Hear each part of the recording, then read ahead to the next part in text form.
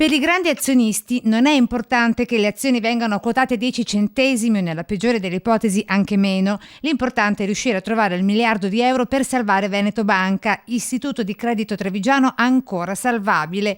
Parole di Bruno Zago, presidente dei grandi soci per Veneto Banca. Bisogna portare 1 miliardo di capitale sociale nuovo. Fine, non vale quanto vale l'azione.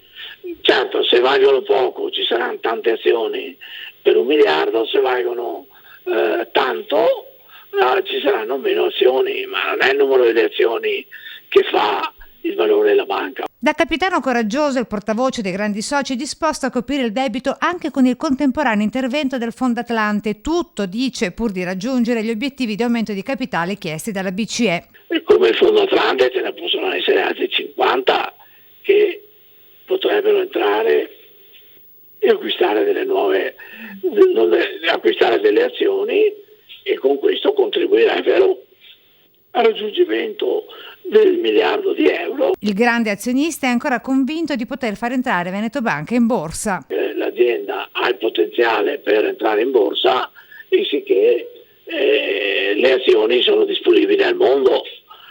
Magari c'è chi non gli interessa, non ci crede, c'è chi magari ci crede un pochino in più, chi ci crede un altro po' in più, ma penso la necessità e l'obbligo oggi è questo qui: bisogna portare a casa 1 miliardo di euro.